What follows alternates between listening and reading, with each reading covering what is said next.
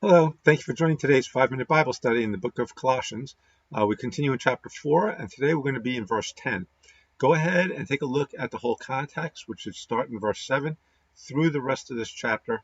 Take a look and see what Paul's doing here. What we recognize is he's closing up his letter, he's done with his teachings, and he's doing some things here where the last several verses prior to this, he was introducing the people who he was sending out as messengers, and now he's going to actually send greetings from those who are with him.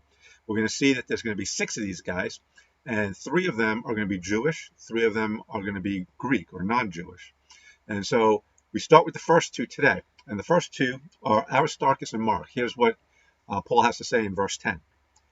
Aristarchus, my fellow prisoner, sends you his greetings, and also Barnabas's cousin Mark, about whom you have received instructions.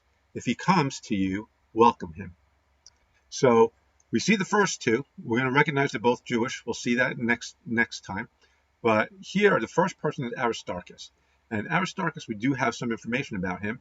We see him back in the book of Acts in chapter 19 when Paul is in Ephesus.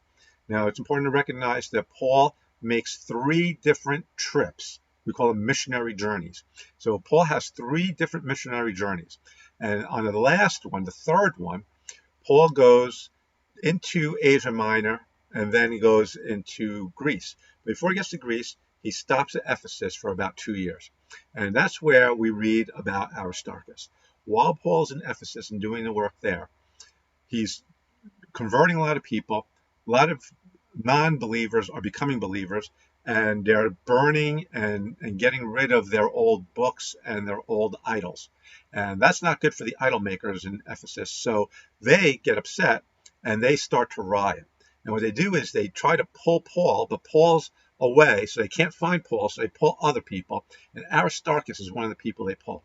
They grab Aristarchus and they bring him into this place where they're all going to get together to meet. It's basically a riot. And after many hours, they finally calm down, get dispersed.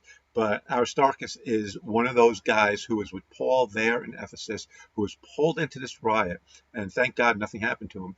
The next chapter, in chapter 20, we see he's part of the group that's traveling with Paul back to Jerusalem after the missionary journey. So we recognize that Aristarchus is from Thessalonica, because it tells us in those verses that he's from Thessalonica. So he goes from Thessalonica into Ephesus and then follows Paul around through that third missionary journey until he gets back to Jerusalem. What we see here, it says that he's my fellow prisoner. So obviously, then after Paul is arrested in Jerusalem and it ends up going to Rome, Aristarchus apparently goes with him to Rome, and he also gets imprisoned in Rome. So that's basically what we know about Aristarchus, but obviously he's a real disciple of Paul. He really follows him around. He was with him with that third missionary journey, and he's in prison with him. That takes us to the next person, Barnabas' cousin, Mark. Now, Barnabas is well known, obviously, because there's no need to say who Barnabas is, but there is a need to say who Mark is. So he says Mark is Barnabas's cousin, and that's the same John Mark that we read about back in Acts chapter 13. It's the same Mark that writes the Gospel of Mark. So we see back in Acts chapter 13 that Mark went with Barnabas and Paul on their first missionary journey. But what happened was, after they got to the mainland, they first went to Cyprus, the island, and then they went to the mainland. And when they got to Perga on the mainland, John freaked out and he left them. He abandoned them. So now, when it's time to go on the second missionary journey, Barnabas wants to bring his cousin Mark. And Paul's adamant, no, we're not bringing him. He left us last time. We're not going. The argument got so big that Paul and Barnabas actually split. And Barnabas goes on his own journey and takes Mark with him back to Cyprus. Paul goes on his own journey and he takes Silas and goes back up into Asia Minor. And so those basically show you the things that happen with Mark that we read about. And yet what we see is that later on, Mark obviously comes back and he becomes very helpful to Paul. So we see that here.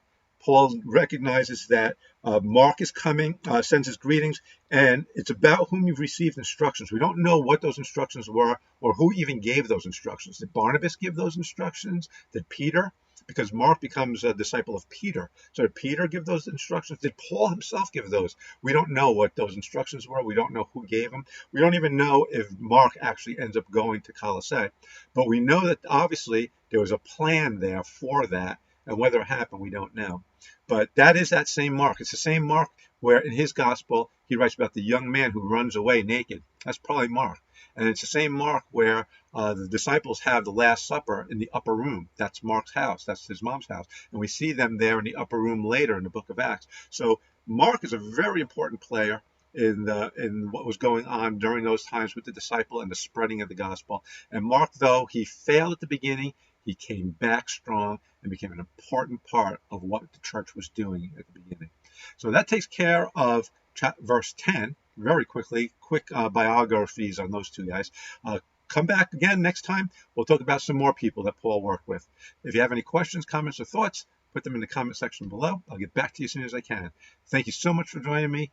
God bless you. Have a wonderful day.